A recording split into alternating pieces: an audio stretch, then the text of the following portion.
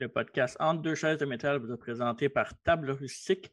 Table Rustique, une compagnie québécoise qui vous fait des meubles fabriqués à la main en bois. Tablerustique.ca, Table Rustique sur Facebook. Allez les voir pour les encourager. Et par Gourou, la boisson énergisante biologique québécoise depuis 1999. Bon podcast.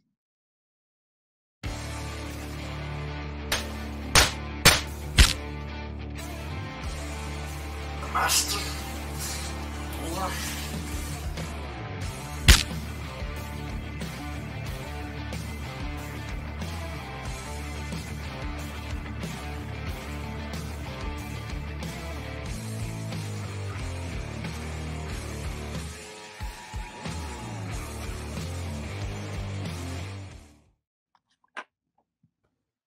Bonjour, édition du 15 octobre 2022 du podcast de lutte Entre deux chaises de métal. Le podcast de lutte animé par l'encyclopédie de la lutte, moi-même, TJ Holiday. Yes, sir, on est prêt avec un rétro review aujourd'hui, Marco. Ouais, on va y aller avec des jeux dans ta tête, mon cher. C'est pas sûr que tu peux faire ça, mais bon, c'est correct. OK. Ça, comment ça va? Très bien. Grosse semaine. Une semaine intéressante. Tout aucun show à Rampage. On est fatigué un peu, hein? Pas mal. Ouais, pas mal. Mais sinon, on est prêt pour tout qu'un show, mais ouais. On est surtout prêt pour un de mes segments préférés quand on fait des rétro reviews. Ouais, mais là, pas tout de suite. Ah, OK, excuse. Oui. Avant de faire ça, il faut que tu dises qu'on est disponible pour que le monde sache si on va tout dans la vraie vie le prochain coup que ça va arriver la prochaine rétro review. Vas-y. On est disponible sur YouTube, mes chers amis. Donc, likez, commentez, partagez, regardez. Regardez surtout, oui. C'est sur YouTube. Et en audio sur Balado Québec, Spotify, Apple Podcasts. Sur les sociaux, Twitter, Instagram, Facebook, TikTok. Oui. Et surtout, allez suivre le photographe non officiel de Entre deux chaises de métal et de la lutte au Québec, M. Alfredo Christine Diano. Oui, comme qu'il a dit. Oui. Allez suivre, il est bien charlu, mais il ne ment pas. Oui. Fait qu'on a disponible partout des affaires-là. Mais il ne faut pas oublier sur YouTube aussi la série 2K22, MyGM, qui est presque terminée. Il reste quoi, 2 semaines? Il était temps. Puis, ouais, tout ça parce que c'est ça. Mais sinon, on est-tu prêt pour annoncer tout de suite ou on attend la fin du podcast? On peut y aller tout de suite. OK, parfait. Mais comme j'ai dit, il reste 2 semaines avant la fin de l'aventure MyGM 2K22. WB, of course. Fait que, après ça, c'est le retour officiel le lundi à la même plage horaire dans 2 collections sur YouTube. Ouais, yes, sir! Exclusivement sur YouTube. Je sais qu'il y en a un qui a hâte plus que l'autre, là. Ouais, c'est pas comme si ça m'avait coûté 3000 dans le dernier mois, mais c'est à peu près ça. Ah, ben là, il n'y a personne qui te force à dépenser, hein? Non, en effet. Ouais. Fait que manquez pas ça. Jeudi dans 2 semaines. Fait que donne un peu d'amour aussi aux autres shows sur YouTube. Je vais probablement mettre le show sur TikTok aussi, ou des extraits du show sur TikTok. D'accord. Parce que TikTok, c'est une plateforme très populaire. Oui. Et aussi, il y a beaucoup de fans de lutte sur TikTok. Donc, je mettrai pas le show complet parce que ça sera pas long. Mais je vais mettre peut-être juste la découverte des collections. Oui, parfait. Ouais. Fait que c'est ça que pour les plugs et tout le kit, on les rentre maintenant au vif du sujet. Le rétro review de In-House Mind Games. Mais bien sûr, avant ça, on peut pas négliger le segment dans la vraie vie. Ça mériterait une musique, ça, ce segment-là, non? Ah, il y a quoi de pépé, il y a quoi qui bouge, là. Yeah. OK, un peu. Ouais. OK, vas-y, tu peux y aller. Parfait, OK. On go with the flow, I guess. la première chanson en Amérique du Nord, la plus populaire, c'était quoi? C'est en quelle année? Septembre 96. Septembre 96.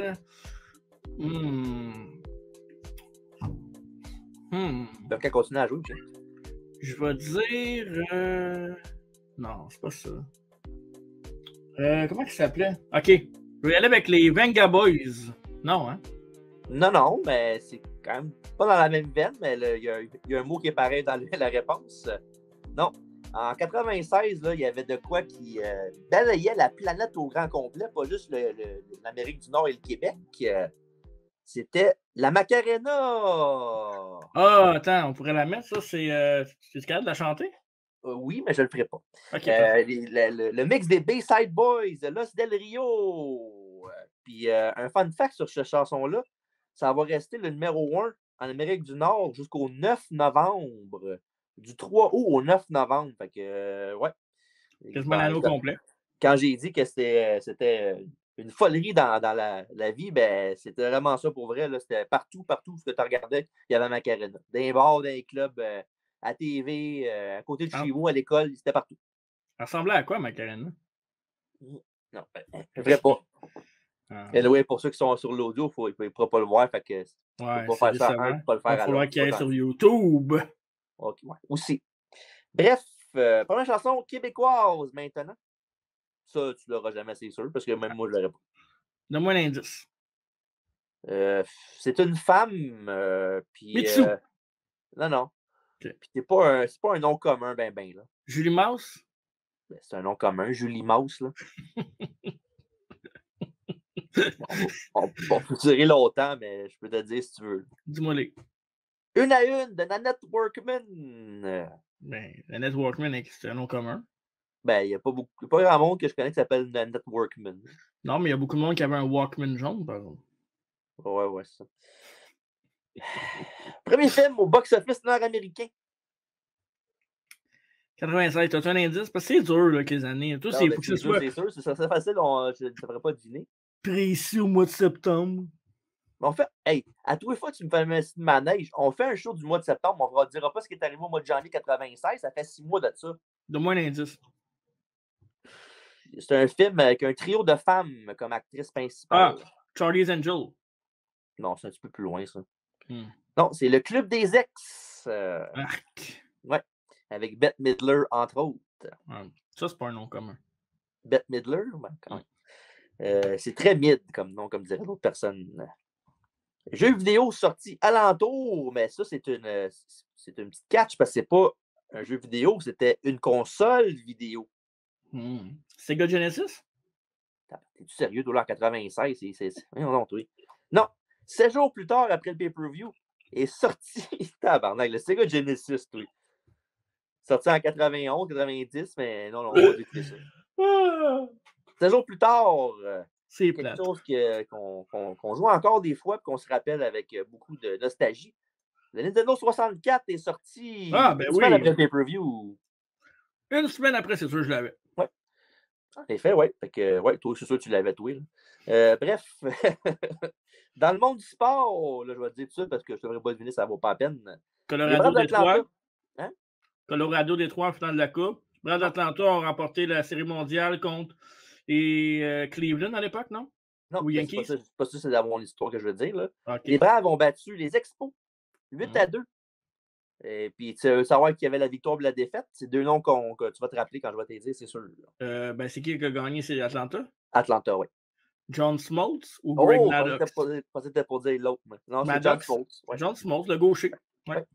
Et la défaite a été à l'affiche de Jeff Fassero. Oh, un autre gaucher. Un très bon gaucher, Jeff Fassero. C'était bon, Jeff Fassero, pour vrai. Et pour terminer, dans la vraie vie, ma foi, captivant, au mois de septembre 96, le WBF Magazine avait sur le cover, je ne suis pas fier de ce cover-là. Là. Triple H? Non. Henry Godwin. Slopé par Phineas Godwin, le pas fin. Ah oui, Phineas, c'est vrai. Je pensais que c'était Henry qui avait fait ça. Non, Henry regardait des sidelines. Puis j'ai feuilleté un peu le magazine. Puis évidemment, pendant qu'on parle de Sony qui est là-dessus, ben, on va faire de quoi? Dans le livre, il y a des photos, je pourrais dire personnelles, de Sony et de Chris Candido. Dans la vie de tous les jours. Ben oui, son copain. Oui, son copain de l'époque. Son copain quand il n'était pas avec Sean. Même quand il était avec Sean aussi. Okay. Et sinon aussi, ce beau magnifique portrait. Oui, elle a toujours eu la même face de broyarde. Hein? De toute façon, qu'est-ce que tu dis, toi? Ah. Parce qu'elle va faire un vrai Tour de force avec toi! Hey, on est un des jokes plates, OK? Commence pas. Et sinon, si vous vous demandez pourquoi je suis dans une salle de lavage, ben.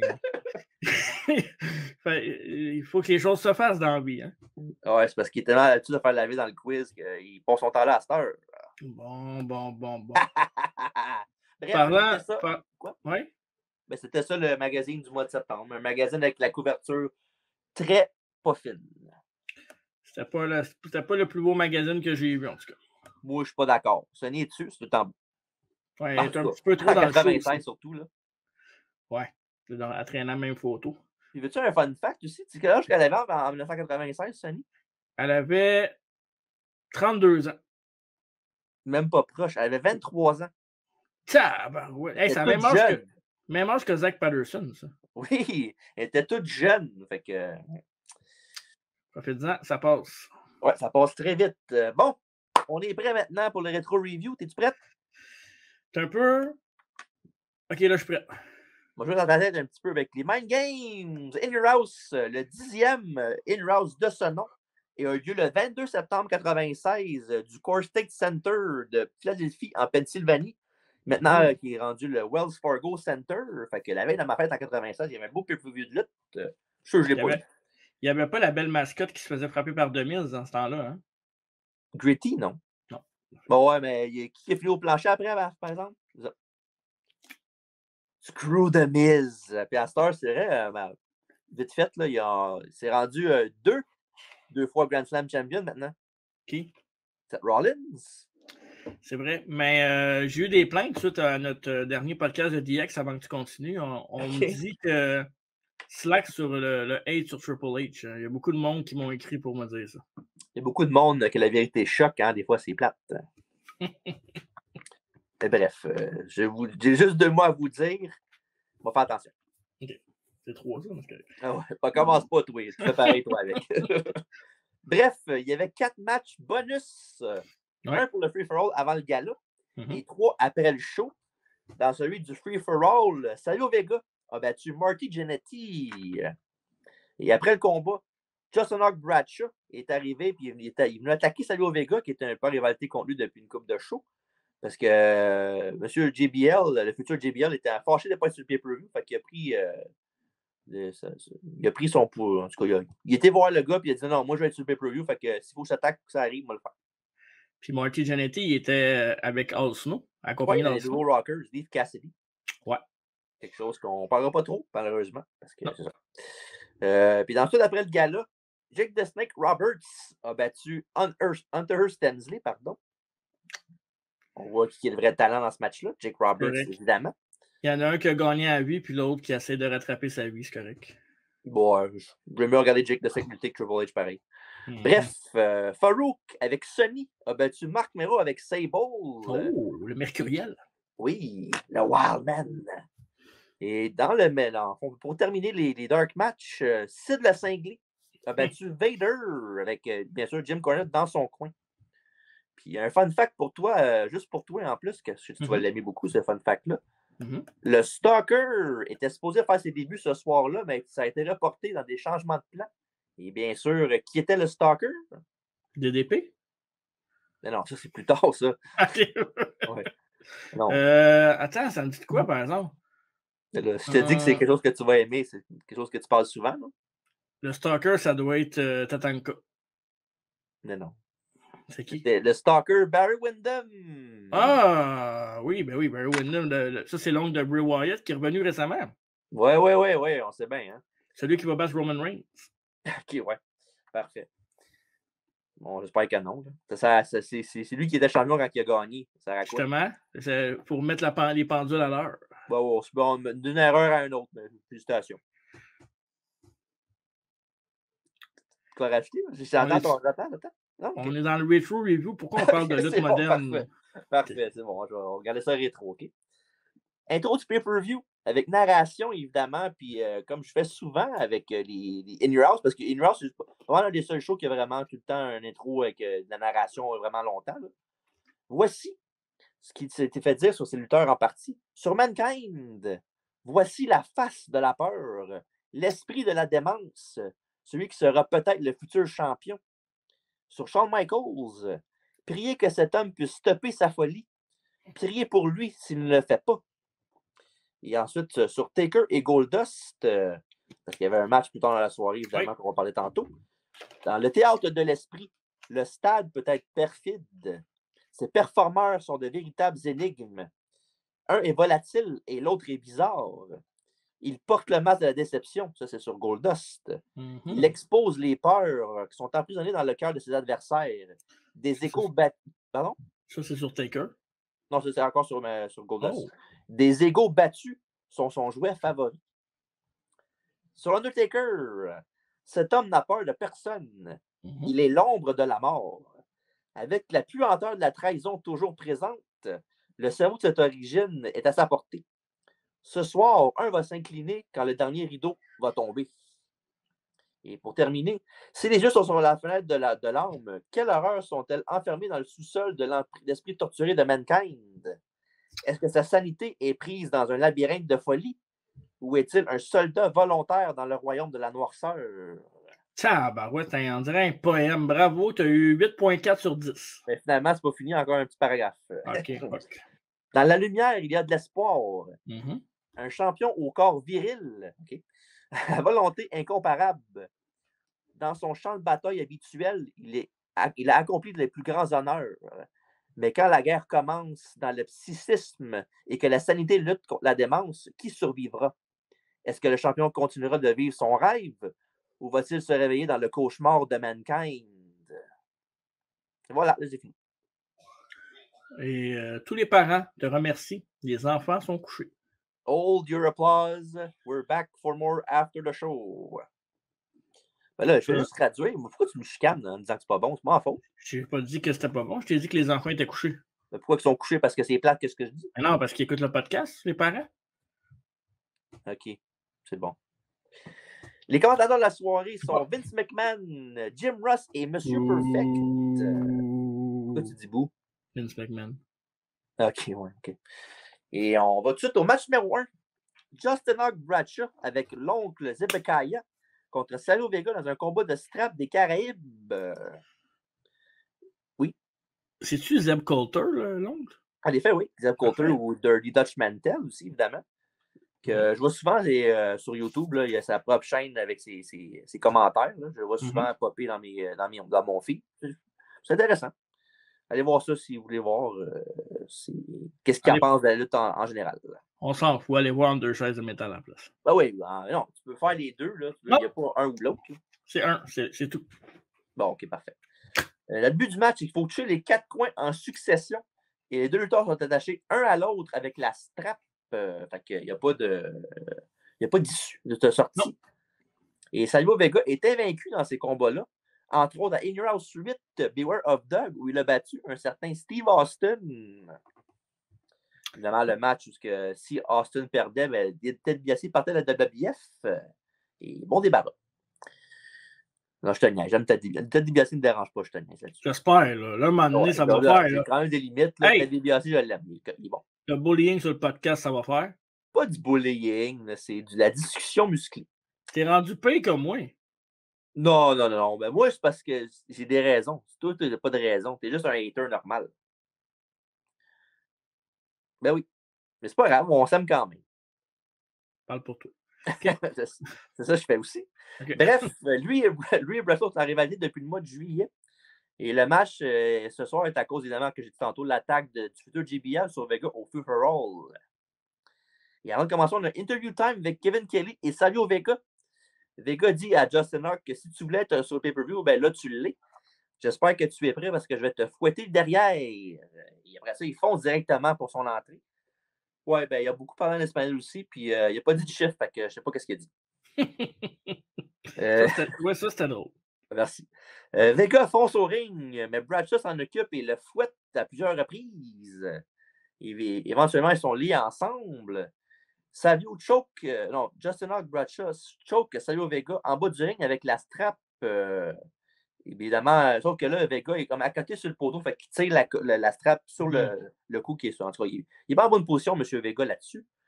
Et la foule se met à chanter ECW. Mais pourquoi? Ben, parce qu'ils vont invade. Ah, ok, c'est mon tour. Ben oui, Colin, c'est qu'on fait du briefing. Ben, parce que ECW invade WWF. Oui. Et à ce moment-là, est-ce que tu veux que je te dise ceux qui ont invade ou tu l'as dans tes petites notes? Parce que je vais enchaîner. C'est ton bout à toi, ça. Non, mais c'est parce que je t'aurais dit dis-les, puis moi je vais enchaîner avec les histoires après, parce que l'histoire est quand même longue.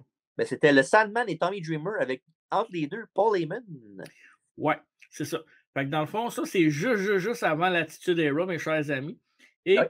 dans le fond, c'était un peu. L'histoire non dite, c'est qu'il y avait une entente entre Paul Heyman et Vince McMahon pour faire shiner des grosses stars, pour amener des grosses stars de la ECW à la WWF. Puis que Vince McMahon apparemment payait les dettes de Paul Heyman et les talents de Paul Heyman, ceux qui ont été payés. Puis après ça, que Vince pouvait amener ses talents sur le show. Puis que dans le fond, la ECW restait à Paul Heyman, mais que ça appartenait à Vince McMahon sans appartenir à Vince McMahon. C'est un peu de la conspiration. Vince payait, mais le gars en avant, c'était Paul Heyman. Ça n'a jamais été dit, ça n'a jamais été approuvé ou Heyman ou Vince ne l'ont jamais dit, mais selon plusieurs personnes qui travaillaient autour de la fédération, ben, c'est comme ça que ça s'est passé. Puis ça a failli pogner la première fois, mais ça n'a pas marché. Puis ça, dans le fond, ce qui n'a pas marché, pourquoi ça n'a pas marché, c'est que l'Attitude Era était présente par après. Donc l'Attitude Era est arrivée, puis qu'ils ont droppé un peu la balle avec la ECW, mais je trouve que c'est dommage parce que la ECW fitait beaucoup avec l'Attitude Era dans un sens, parce que c'est extrême. Fait que... Mais ça a été beaucoup, pas copié, je dirais pas ce mot-là, mais ça a été beaucoup inspiré de ça, l'Attitude Era, là, pour vrai, la ECW. Ouais, puis là, il disait que WWF, c'était eux autres qui avaient découvert la ECW, mais c'est pas vrai non plus dans les facts. Là. Je pense que la ECW avait sa place malgré que la WWF était déjà là. Exact. Ouais. Parlant du Sandman, justement, il crache sa bière sur Savio Vega. Ils se font expulser de l'aréna. L'aréna, ouais. Puis, disons que c'est drôle parce que j'ai lu là-dessus comme quoi les seuls qui savaient le spot, c'était genre Vince, Pritchard, puis Savio Vega. C'était les trois seuls qui savaient le spot. Puis il y avait vraiment eu de la merde avec les lutteurs qui étaient prêts backstage à aller foncer pour casser la gueule aux autres. Puis même Bradshaw ne savait pas. Puis Bradshaw, c'est pas le gars le plus gêné. Fait que... Mais c'est pas venu jusque-là. Non, parce que Bradshaw, ce serait pas, comme tu dis, il ne serait pas gêné de casser une coupe de nez. Ouais. Après ça, on se calme plus vers le match. Dans le ring, Bradshaw touche 4 coins, mais au 4e, Vega lui fait une souplesse arrière. Et après ça, autour de Vega de fouetter Justin dans le dos à plusieurs reprises. Après ça, on a Savio qui touche les 3 coins, mais se fait tirer juste avant le 4e par son opposant. Il a vraiment fait un beau petit flip bump sur le tout. Après ça, on a Vega avec 2 clotheslines et un spinning heel kick sur Bradshaw. Et ce dernier revient avec une grosse botte. Il y a une clothesline from hell. Et après ça, on a Bradshaw qui touche 3 coins. Sauf qu'à chaque fois qu'il touche un coin, ben, ça va être derrière lui. Fait qu'il en touche un lui avec sans que Bradshaw s'en rende compte. Classique. Et les deux, après ça, c'est rendu au 4e coin que là, Bradshaw commence à s'en. Il sait que l'autre touchait les coins. Fait que là, il y a un peu de tug of war entre les deux. Et chacun leur bout de strap. Mais Bradshaw, c'est tellement fort, ce qui a fait que Vega revole dans le 4e coin. Et ça fait qu'il gagne le combat. C'est une victoire encore dans un combat de strap pour M. Savio Vega. Toujours invaincu dans ce genre de match. Puis ce qui est drôle, c'est que ça s'appelait le Carabine Strap, mais c'est plus un gimmick qui allait avec Bradshaw. Bradshaw il avec sa cloche et sa grosse corde aussi. Sa bull rope, ouais. Puis c'est un match que j'aimais pas trop à l'époque. Quand c'est bien fait, ça peut être un match divertissant quand même. Ouais. Il y a des façons de rendre ça intéressant. Le match n'a pas été trop long. C'était pas le meilleur match que j'ai vu de ce style-là, mais correct. Mais vu que le match n'a pas été long, je trouve que c'est plus passable, mettons. Ouais, moi, j'ai trouvé que c'est un match correct dans l'ensemble. J'ai bien aimé la fin, même si c'est un peu prévisible. Là. Ouais, mais à cette époque-là, ça ne l'était pas. Là. Ouais, et aussi, il y a ça. Non, ça aurait pu... c'est pas mon premier choix comme opener. J'aurais mettre... Quoi qu'il n'y a pas vraiment dans cette carte-là que ça sonne opener. Là. Non, c'est vrai. Mais non, c'était correct sans plus, mais c'était pas mauvais non plus. Exactement. On a ensuite un package vidéo sur la rivalité entre Jim Cornette et José Lothario. Ben, en gros, Cornette fait des jokes sur l'âge de Osé pendant que Lotario s'entraîne pour le combat. Puis évidemment, les deux sont en rivalité à cause de leur charge, en fond, à eux.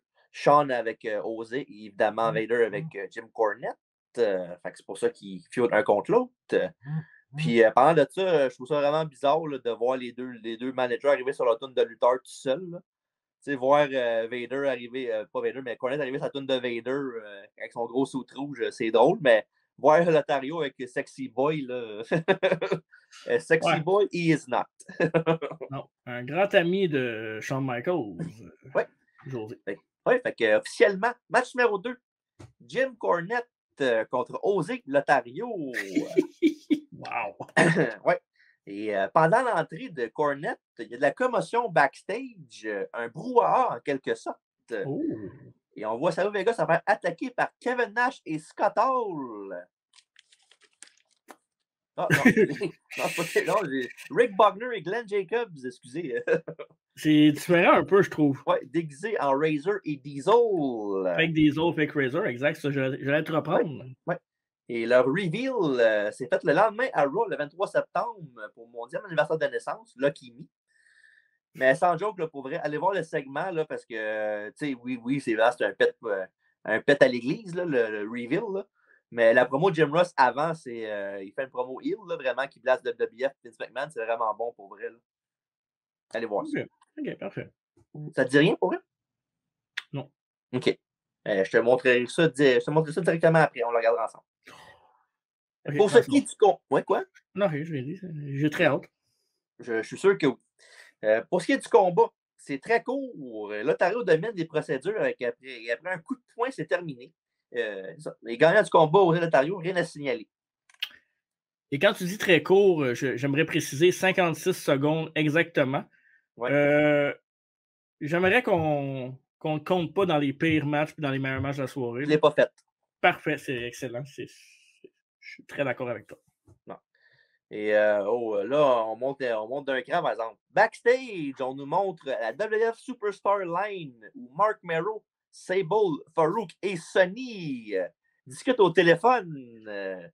Y a-t-il un problème? Ouais, Farouk.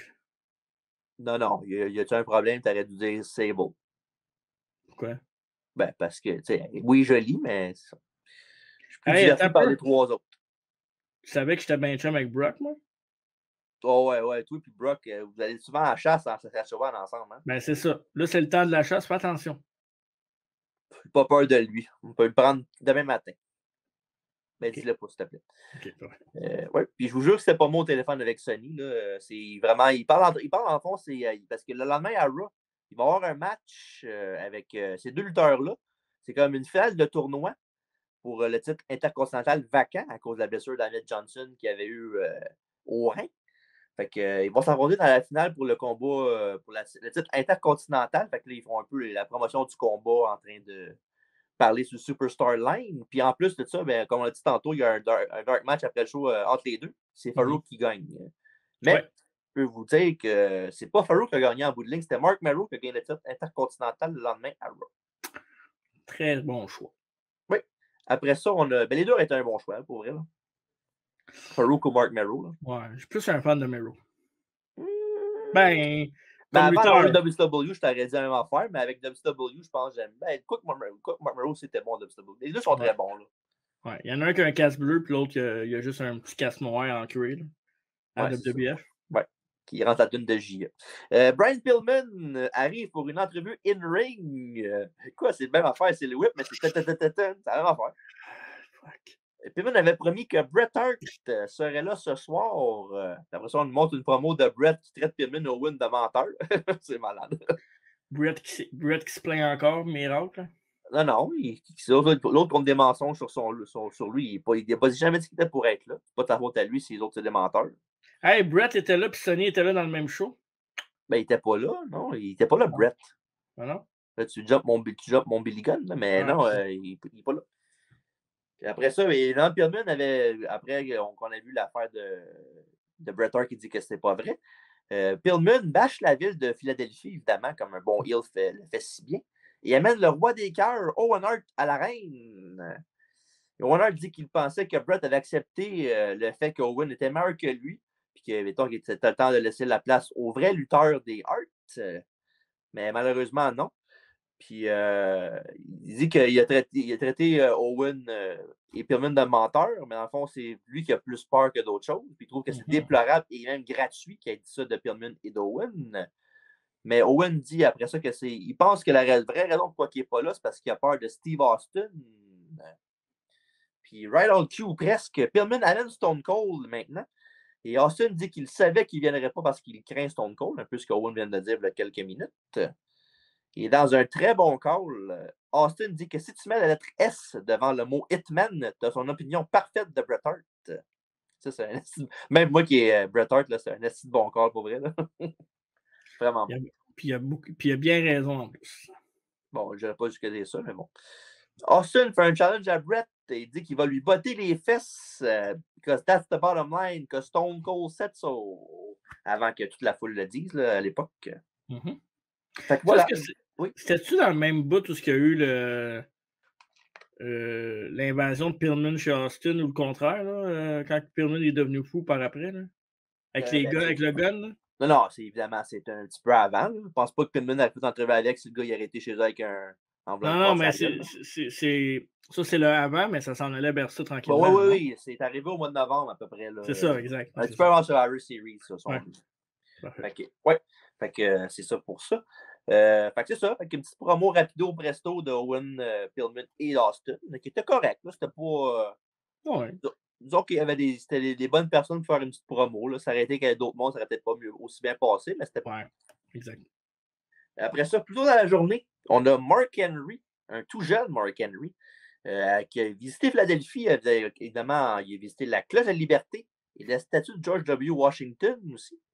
Ou George Washington, tout court. Et oui, après ça, évidemment, il y a un match tantôt contre Jerry the King Lawler qui s'en vient très bientôt. Mais avant ça, match numéro 3, les Smoking Guns, accompagnés par Sonny. Oh, Sonny. Contre Owen Hart et le British Bulldog avec le championnat par équipe en jeu. Titre détenu par qui? Par les Smoking Guns. Exactement. Mais oui, parce qu'on sait bien que Sonny allait où les ceintures par équipe étaient. Chez Smart. Ouais, c'est surtout une. En tout cas, à l'époque, elle l'était, là. Kayfabe. Ouais. C'était une bonne gimmick. Tu sais, elle allait où les ceintures par équipe étaient, et dans la vraie vie, elle allait où le gars faisait le plus d'argent. Shawn Michaels. Une vraie gold digger. Exactement. Doc Hendricks, c'est une gold digger. Ah oui, j'ai compris. OK, parfait. Et dans le bureau d'infirmerie, où Jim Cornette se fait soigner. Puis avec lui, il y a Clarence Mason qui parle à Jim, puis qui est dans les vapes, puis il lui fait signer un contrat contre la WWF pour négligence. Et plus de détails là-dessus dans quelques minutes. Ouais, parce que Cornette était supposé être dans le coin de Bulldog et Owen, non? Ben, c'était leur gérant. Exact. Donc, il va avoir un remplaçant. En effet. Billy Gunn passe beaucoup de temps avec Sonny. Bart s'impatiente. Quoi qu'avoir le choix, je ferais pareil. Un gros poster de Sonny se déroule dans le ring, mais il est dessiné dessus avec des lunettes puis un pinch, entre autres, avec marqué en dessous To Bulldog and Owen, All My Love, Sonny. Puis évidemment, Perfect au commentaire dit que c'est sûr que c'est Owen qui a fait ça, parce qu'évidemment, c'est un des meilleurs rippers de la business. Exact. Puis ils ont fait beaucoup de. Vince, il parlait de Bulldog et Wanda. Évidemment, ce qu'on a entendu parler souvent, qu'il disait quand il y avait un rip qui se faisait, il disait qu'il n'était pas là jamais. Fait que Vince, il a dit 2 fois au commentaire. Là. C'est un bon insight quand tu le sais. Oui. Après ça, Billy et Owen. Billy Owen. Ouais, Billy Gunn et Owen débutent quand Clarence Mason arrive et montre aux aspirants le contrat que Cornette a signé. Et Mason a menti à Jim. C'était pas pour négligence, mais bien pour les droits d'Owen Hart et British Bulldog en équipe. C'est rendu leur gérant. Oh yeah! Ah, le Judas. Ben, il est bon, Clarence Manson. Il peut bien être un avocat. Ouais. Owen avec un hip toss, un arm drag et un crossbody sur Billy pour 2. Après ça, Bart et le Bulldog sont dans le ring, un contre l'autre. Bulldog surprend Bart avec un roll-up pour 2 et un drop kick et retague le Rocket. Hart avec un chop block sur Bart et après ça, les challengers s'en prennent ensuite à la jambe de Bang Bang Bart. Baby, oui. Est-ce que tu penses que Bart, des fois, d'occasion, il faisait Hey, Milos, il y a le show dehors. Je sais pas. Parfait. Davey Boy, on est très bon aujourd'hui. Davey Boy va d'une souplesse Starling fétiche qu'il fait souvent. Une descente de la cuisse pour 2 quand Billy vient briser le tombé. Et parlant de prise fétiche, Owen Hart fait un enziguri à Bart et encore une fois, Billy vient briser le pin. Après ça, Billy Gunn distrait Davey Boy et Bart l'attaque dans le dos pour donner l'over au champion. Les Guns font le spot des Hardy Boys dans le coin, la poésie en motion sur Davey Boy. Après ça, ils font ensuite leur finish, le Sidewinder. Dans le fond, c'est Bart le tient en Sidewalk Slam. Et pendant ce temps, Billy sur le top rope, puis saute avec une grosse leg drop pour faire un move en équipe. C'est un beau finish pour vrai en équipe. Évidemment, on l'a vu 100 fois mieux depuis le temps, là, mais pour 96, c'est un assez bon finish en équipe. Puis, parenthèse, on s'amuse souvent à rire de Billy Gunn. Là. Ouais. Mais Billy Gunn a une Christie de belle carrière là, quand tu regardes ça. Là. Ben oui. En équipe, Smoking Gun. Billy et Chuck, c'était un peu dégueulasse, mais ça a marché quand même. Il y a eu des championnats, il y a eu des bons segments, il y a eu des affaires qu'on se rappelle encore. DX, New Age Outlaws, puis en ce moment, la chose qui fonctionne le plus, Scissor Me Daddy Ass. Fait que tu sais, c'est encore relevant, là. C'est très cool ça, parce que les Smoking Guns, ça date, là. Oui, en effet, oui. Et oui, fait qu'après ce move-là, sentant le danger, Clarence Mason monte sur l'apron et ça permet à Owen de sauter de la 3e corde sur Billy avec une manche double axe. Et tout le monde est au tapis, un double down. Bulldog rentre tranquillement vers Billy et met son bras dessus pour le compte de 1, 2, mais Billy dégage. Ensuite, les Guns malmènent le Bulldog avec un manque de communication, fait que les frères se rentrent dedans. Billy pousse Bart en étant fâché et Davey Boy en profite pour faire son running power slam à Bart. Billy se rend compte de son erreur, mais en voulant briser le pin, il reçoit un spinning kick d'Owen. Et pendant tout ce temps-là, le Bulldog compte 1, 2, 3. On a de nouveaux champions par équipe, Owen Hart et le British Bulldog, Davey Boy Smith. Oh là là, qu'une petite madame qui ne sera pas contente, j'ai l'impression. Et ton impression est très bonne, car après le match, Sonny est en furie et Clarence jubile. Sonny est dans... Hein? À cause de Sonny? Ah non, parce qu'il a gagné OK, parfait. Avec ses nouveaux lutteurs, ses nouveaux poulets. Et après ça, Sonny est dans le ring avec un micro. Et elle dit qu'elle leur a donné son temps pour eux, son argent pour eux, tout pour eux, en fait. Ouais, ils sont rien d'autre que des wannabe cowboys. Et elle en a assez. Vous êtes renvoyés. Et Billy est dévasté, puis Bart, lui, il semble s'en crisser, pendant que Billy s'en va à sa poursuite backstage pour Madame Sonny. Fait que, voilà. Sinon, le match, toi? Bon, fan des Smoking Guns, quand même, à l'époque. Je suis fan des tag teams. Owen Hart Bulldog reste Owen Hart Bulldog. Donc, très bonne équipe aussi. Match correct. Un bon match, un bon pace. Il y avait une belle histoire aussi à raconter dans ce match-là. Fait que ça a rendu la chose intéressante. Laisse-moi voir le temps. On va avoir des plaintes de public, là. Officiel, exact, 10-59, donc un match décent, vu que les deux autres matchs d'avant, 56 secondes et 7 minutes, donc ça a passé très rapidement. Mais écoute, pas un match que je mettrais un match à regarder absolument, mais c'est un bon match pour le pay-per-view. J'aurais peut-être commencé avec ce match-là, moi, le pay-per-view. Ouais, mais parce qu'il faut que tu fasses l'angle avec Jim Cornette avant. C'est ça. C'est pour ça que ça ne marche pas. Mais pas juste pour le type. Ouais, pour le type de match, j'aurais commencé avec ça. OK. En fond, un bon match, là, mais comme rien d'extra vraiment. Là, à la base, c'est un match heel contre heel, puis c'est pas évident de faire des matchs de même. Là. Exact. De facto, c'était Bulldog puis Owen les babyface du match. Puis Bulldog était vraiment en train de popper sa foule, puis comme c'était quand il était babyface. Sauf que le trouble, c'est qu'Owen Hart était dans le ring, là, genre 5 minutes en train de niaiser à la foule. Fait que c'est comme bizarre de le sortir de bord puis mettre je suis gentil maintenant, mais même si de 5 minutes, je vous envoyais chier. T'sais. Exact. Mais bon, c'est un petit détail. Fait que non, le match était correct, mais sans plus. L'highlight du match était à l'extérieur du ring. Oui, Clarence Mason. Ouais, je savais te poser ça. Parfait. Les Smoking Guns vont tranquillement aller vers une séparation, les pauvres, et une feud un contre l'autre. Tandis que Owen et Davey, eux, vont rester champions par équipe pendant 8 mois, jusqu'au Raw du 26 mai, quand ils vont perdre des titres contre Stone Cold Steve Austin et Shawn Michaels. Oh, un match qu'on se souvient très bien. Wow, oui. Ouais. Et voilà, oui, après ça, on a une interview. Oui. Excuse, parce que je suis resté sur le 8 mois, c'est beaucoup quand même. Ben oui, mais la division par équipe, elle n'était pas. Tu sais, donner une idée, là, il y avait les New Rockers, les Godwins, les Smoking Guns. C'est pas mal les 3 big teams qu'il y avait. Là. C'était un peu le maillon faible dans ce temps-là, quoique ça a souvent été le maillon faible à WWF. Ouais, mais quand même. Bref, ouais, c'est ça. Des fois par choix, puis des fois. Après son interview time avec Kevin Kelly, Paul Bearer et Mankind, ils sont dans les catacombes du Core State Center. Et Bearer dit que ce soir, Mankind sera couronné le champion du monde. Il dit que c'est la faute des créatures de la nuit si le train Undertaker. Évidemment, vous vous rappelez que c'était à SummerSlam 96, le mois d'avant. C'est là que Balor s'est tourné contre Undertaker dans un moment choquant. Pas juste pour l'époque, là, mais vraiment plus pour l'époque, évidemment, là, mais pour overall, là, c'était une des trahisons les plus connues de l'histoire de la lutte. Oui, exact. Ouais. Après ça, on a eu. il dit que c'est la faute de la clique aussi que Mankind va avoir à détruire Shawn Michaels. Et de la misère et de la destinée attend HBK, dit Mankind. Et Oncle Paul lui a dit que sa destinée, c'est de devenir champion et qu'après ça, tout le monde va avoir une belle journée. Évidemment, have a nice day. On se transporte ensuite au match numéro 4. Jerry the King Lawler affronte Mark Henry. Ouais, pas mal de. Est-ce que tu as un aftermath puis est-ce que tu as une histoire à compter sur ce match-là? Parce que sinon, moi, j'en ai. L'histoire du match un peu. Moi, si tu veux, je peux te laisser ce segment-là si tu veux, ne me dérange pas. Tu y allais avant ou après? Ouais, non, je te laisse, vas-y.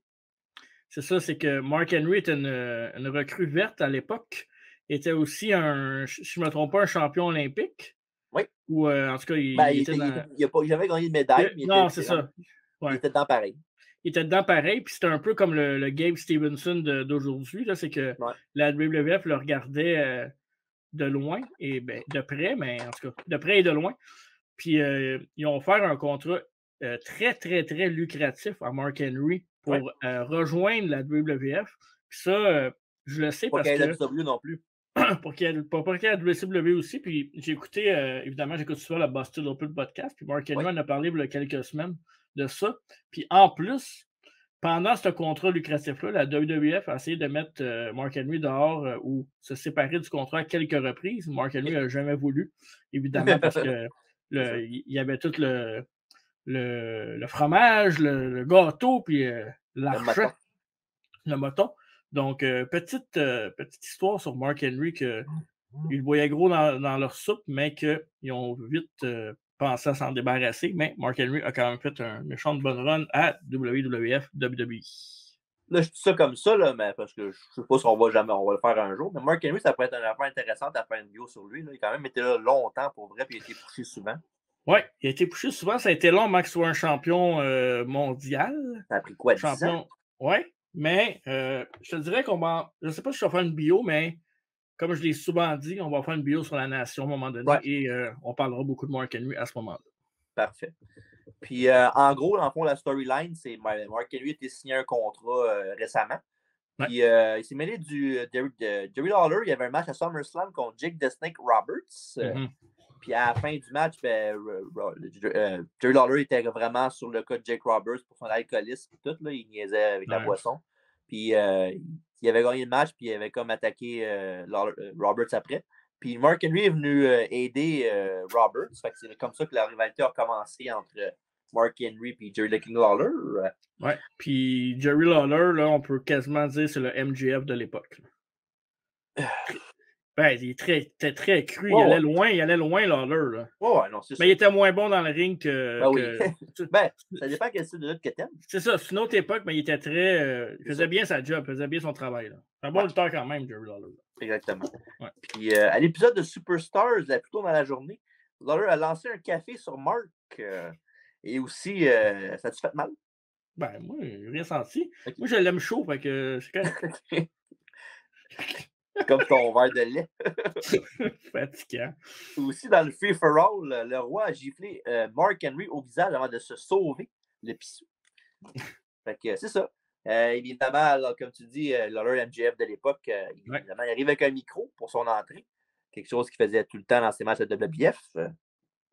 Pardon. Et Lawler dit qu'il va amener Henry à l'école pour un cours de lutte 101.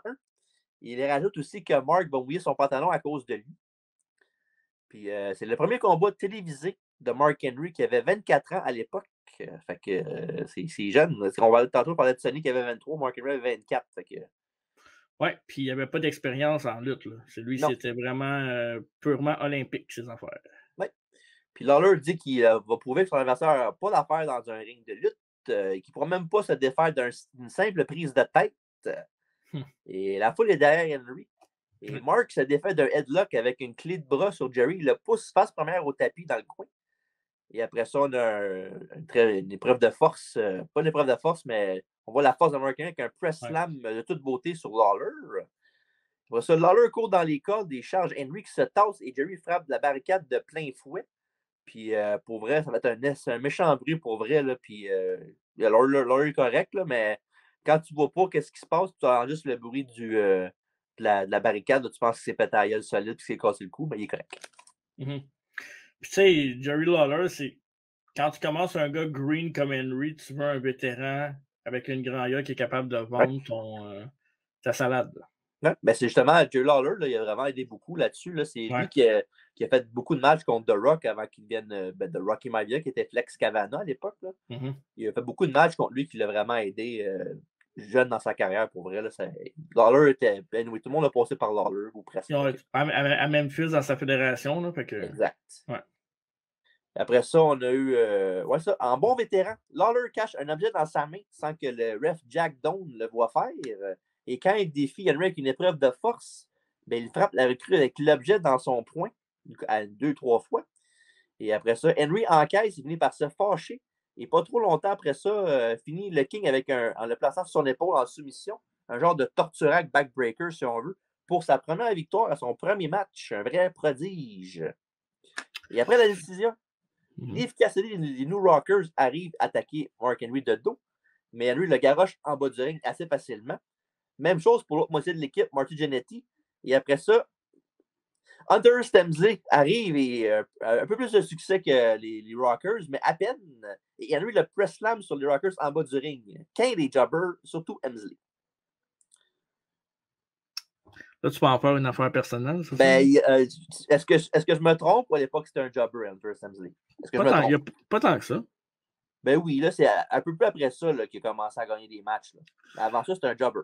Il a été jobber une demi-année, un 3/4 d'année. Après ça, il n'a plus jamais regardé en arrière. Ouais, c'est ça le problème. Il aurait dû jobber plus longtemps que ça. Hey, c'est grâce à lui qu'aujourd'hui, tu vas avoir de la lutte de qualité. Ouais. Parlant de Triple H, rien de spécial pour le match, mais pour un premier match de Mark Henry, c'était pas si pire. C'était pas si pire, mais j'ai pas senti la foule très, très investie. Un peu quand même. Je sais pas. C'est sûr, c'était pas. Je connaissais pas beaucoup. Je sais pas. Le match n'a pas été long, là, 5 minutes. Mais je m'attendais. Je sais pas, je m'attendais à peut-être un peu plus, mais. Ouais. Je sais pas. Okay. Je m'attendais un petit peu plus, puis non, j'ai pas été très, très impressionné par ce match-là, mon TJ. Pas la WF parce qu'ils l'ont signé pendant 15 ans après. Ouais, mais si on veut s'en débarrasser aussi, fait en même temps. Ouais, je sais bien, mais quand même. Tomato. Mark Henry ne fera rien de particulier jusqu'en janvier 98 où il va rejoindre la Nation of Domination, comme on a un petit peu effleuré le sujet tantôt. Et les commentateurs nous parlent du prochain In Your House Buried Alive avec le match du même nom entre l'Undertaker et Mankind.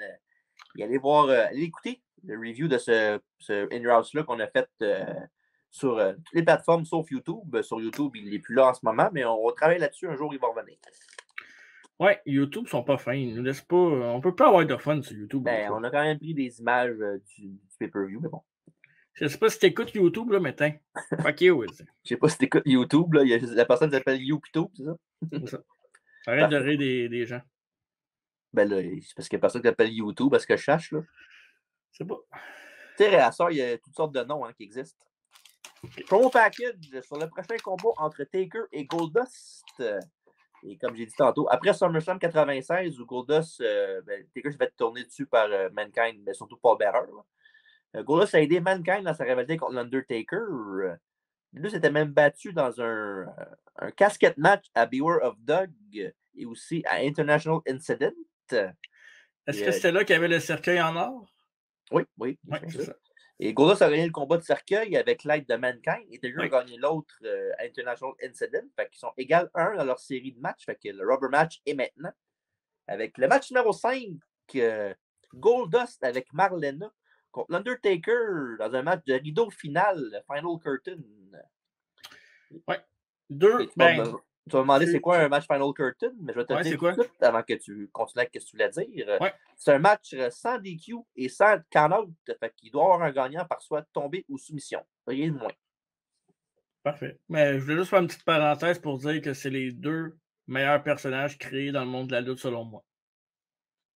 En tout cas, WWF. Ça, c'est sûr. Ouais. Ben oui, surtout qu'ils n'ont pas été. Ça n'a pas été un succès dès le début. Là. Surtout Goldust. Là. Ben, c'est surtout 2 excellents lutteurs aussi, c'est ça l'affaire. C'est des vrais talents qui font que tout ce que tu vas leur donner, ils vont se donner à fond, puis ça va faire un assez bel job. Oui. Ouais, fait que Taker est agressif pour débuter le combat, même que Marlena doit s'en mêler avec une gifle sur Taker. Après ça, on a un neckbreaker de Goldie, mais Taker se relève en zombie comme seulement lui sait si bien le faire. Pas longtemps après ça, après un old school, Marlena donne sa sacoche à Goldust et elle monte sur l'apron et Taker la soulève et la dépose lentement et très gentiment.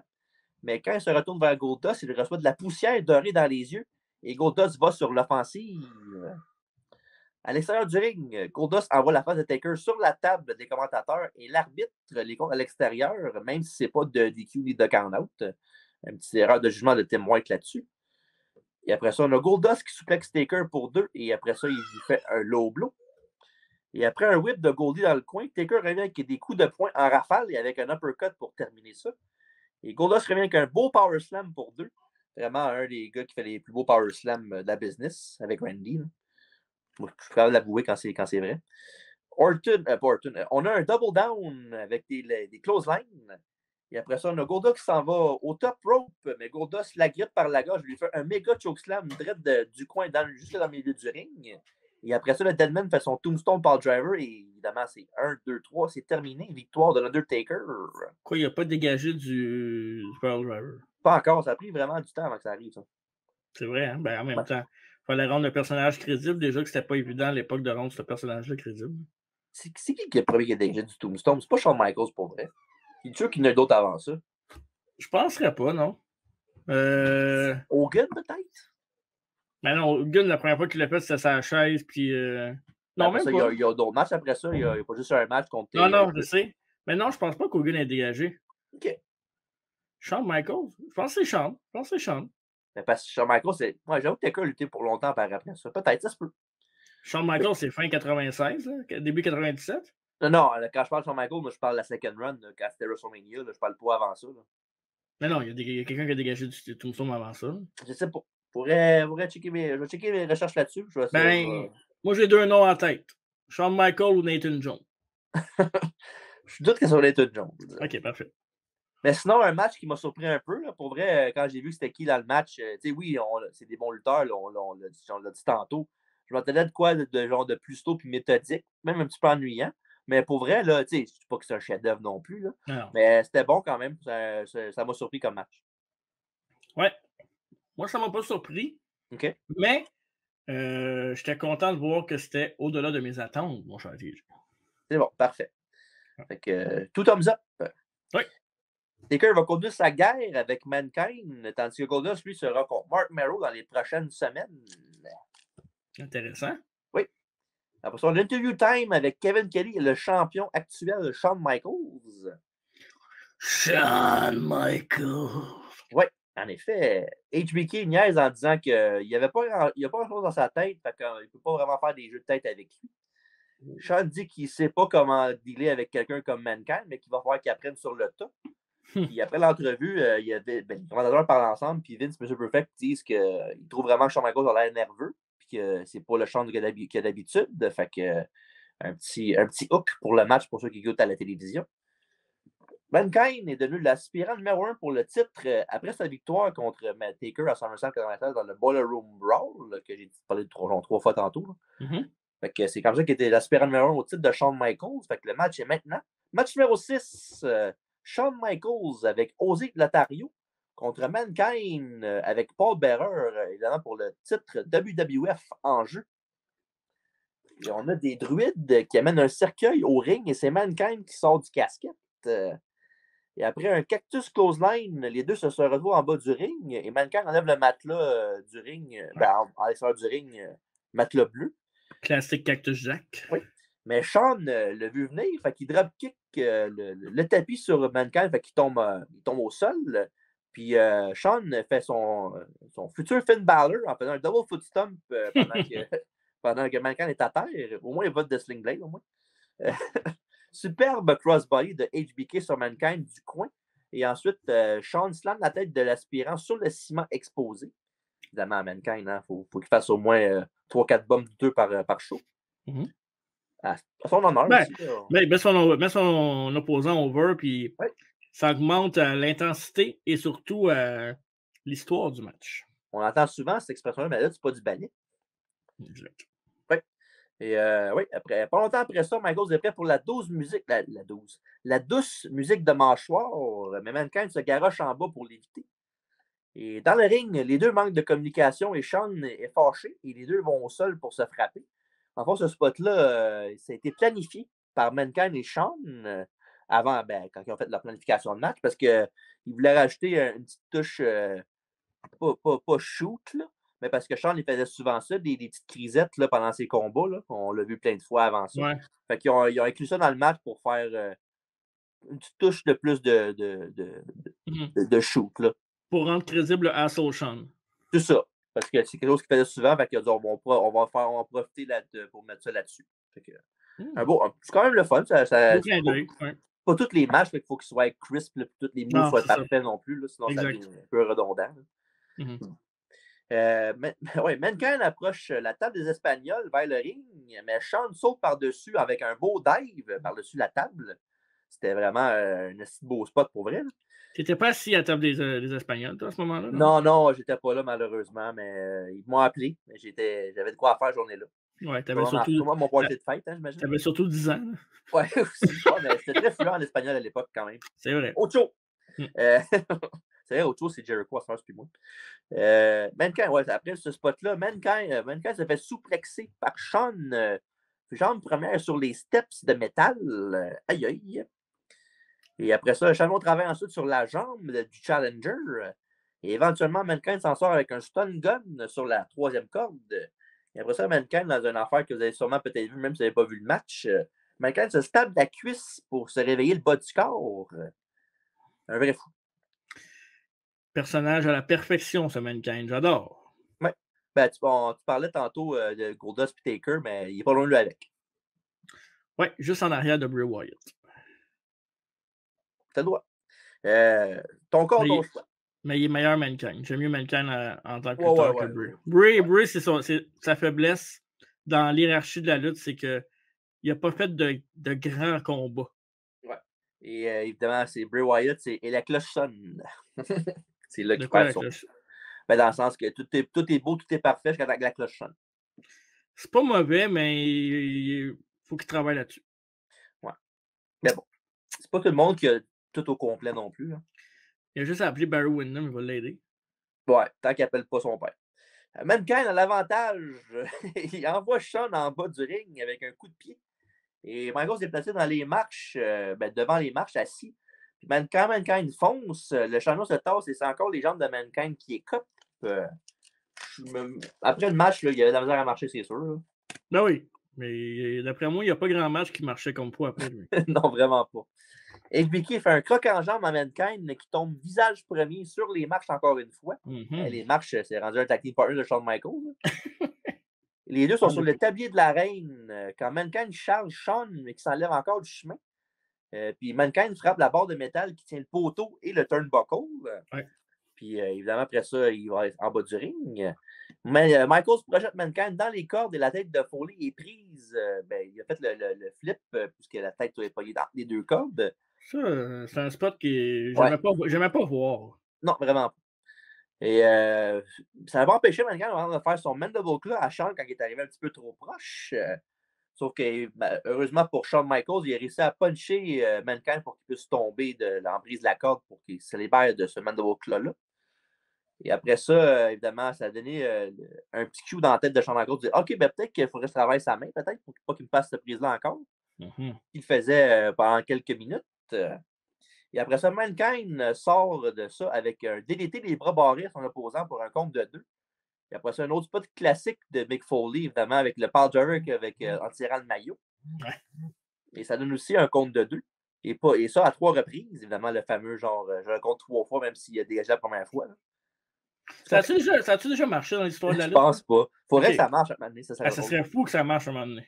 Ouais. C'est comme un moment donné, j'ai vu un match où c'était genre un heel qui faisait un compte. Là. Il faisait 1, 2, le gars a dégagé. Mais après ça, le gars, le heel a dit non, c'était 3. Le ref est là. Bon, ben, c'était 3, sonne la cloche. Wow. Il l'a cru. Ouais. Nice. Ouais.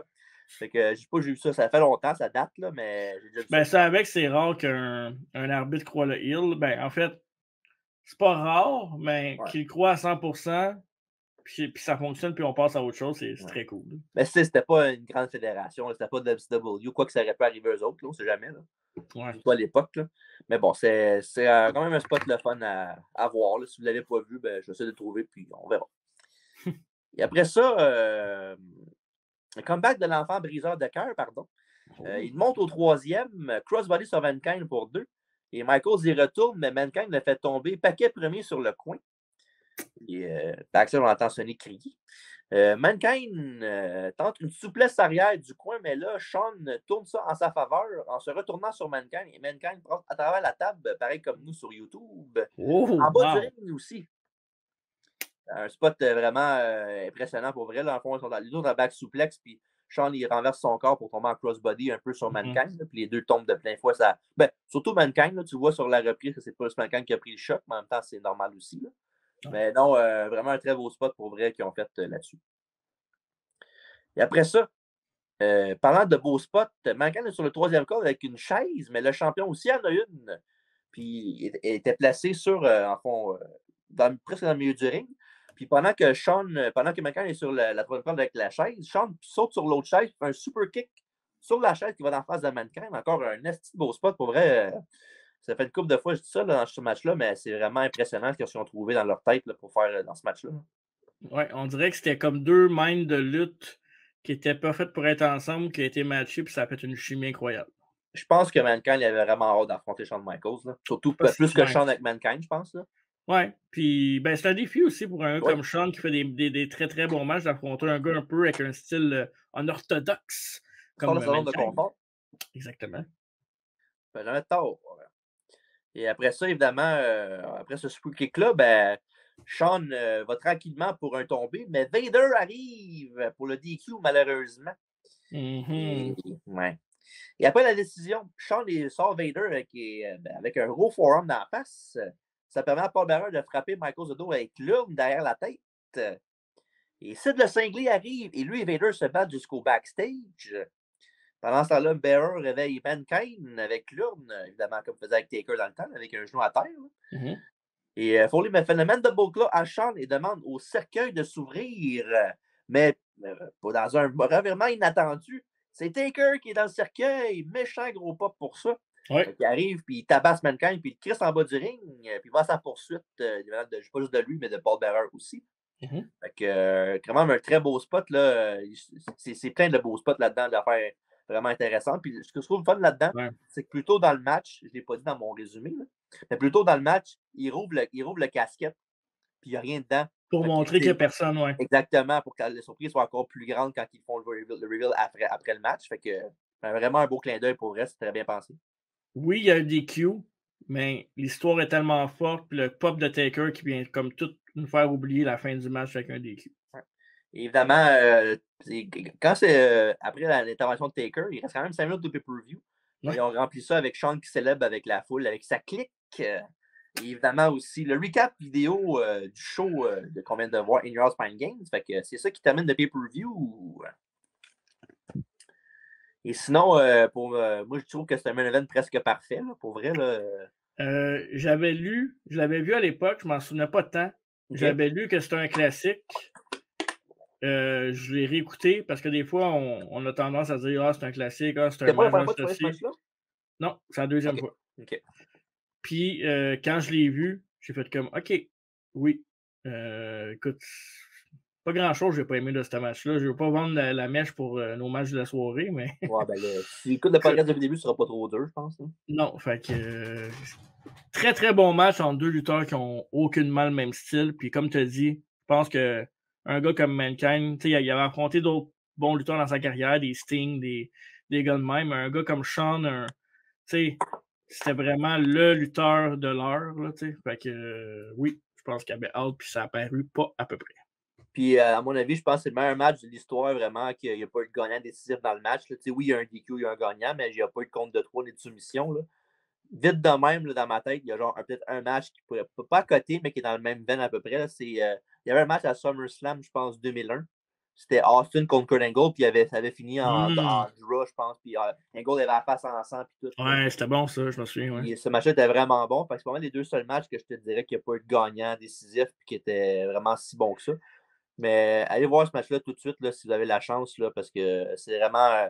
On n'en parle pas beaucoup souvent parce que c'est resté un In Your House caché out of nowhere en 96, mais allez voir ça. Juste ce match-là vaut le déplacement.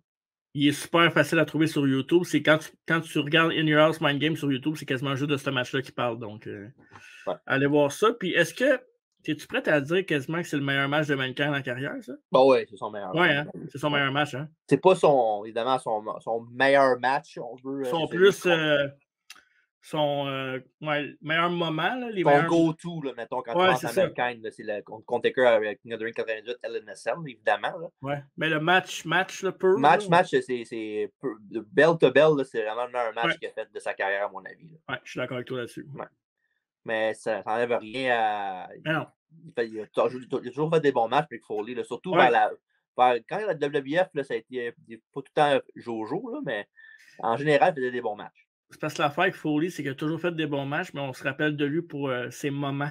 Ouais. Fait que ses moments sont tellement forts qu'ils viennent peut-être un peu mettre de l'ombre sur ses matchs. Oui, c'est un très gros personnage là, qui perce l'écran. Fait que c'est pas sa lutte qu'on leur remarque le plus d'habitude, mais il était bon dans toutes les facettes du jeu, Mick Foley.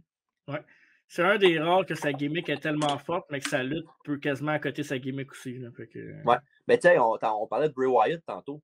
C'est sûr que faire des bombes comme Mick Foley faisait, c'est un peu extrême. Là. Surtout sur une base régulière. Là. Mais Bray Wyatt, Mankind, ça devrait un style de lutteur qui devrait avoir plus. Hein. Je sais pas si tu es d'accord avec moi quand je dis ça. Ou... Oui, il devrait mettre son corps plus en danger. Mais l'affaire, c'est aussi qu'il a tellement été mal booké. Ouais. Souvent, quand il y avait quelque chose, en tout cas, on l'échappait. On ne parlera pas de ça aujourd'hui parce que c'est pas un podcast sur Bray Wyatt, là, mais oui, je suis d'accord avec toi. S'il y avait un gars, c'est plus un. Dans le style de lutte, ça serait plus un Mick Foley qu'un Taker, maintenant. Oui, en effet. Ouais. Fait que un bon match, allez voir ça tout si vous avez la chance. Ne manquez pas ça.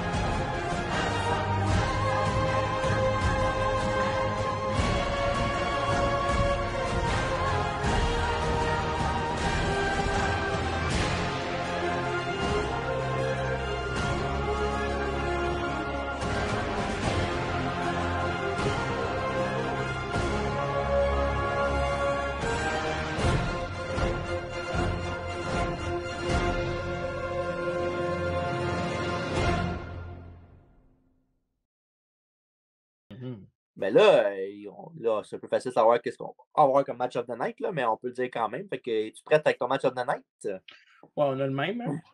Ouais, je pense que oui. Mankind contre HBK, comme j'ai dit 15 fois depuis genre 30 secondes, allez voir ça. Main event parfait, ouais. Ouais, presque parfait. Ouais, il manquait juste le DQ, mais tu sais. Ouais.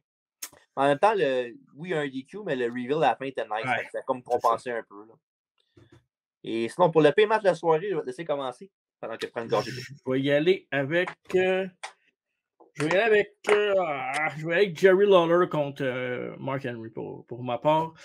Proche, très proche, Bradshaw contre Savio Vega. Parfait. Bon, on a un doublé encore une fois là-dessus. Moi aussi, j'ai mis Mark Henry contre Lawler. J'ai plus aimé le match de Savio Vega puis Bradshaw parce que c'est un match de stipulation, là, contrairement juste un match single. Ouais. Les deux lutteurs étaient plus expérimentés aussi, ça paraît. Ouais. Puis, il y a eu l'affaire de la ECW aussi qui était intéressante à voir juste côté historique. Fait que, non, Henry Lawler, tu sais, il n'y a pas grand match là-dedans qui sort du lot. Là. Même les matchs passables, c'est pas des matchs écœurants. Là. Ouais. Mais non, c'était bon. On a le même pic, puis je pense que c'est correct. J'ai hâte de voir la note, par exemple.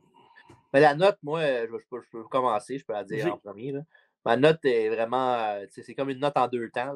J'ai vraiment donné beaucoup de points pour le main event. Mais le reste de la carte est. J'ai déjà vu des Henry House plus pires, là, contre des Nels.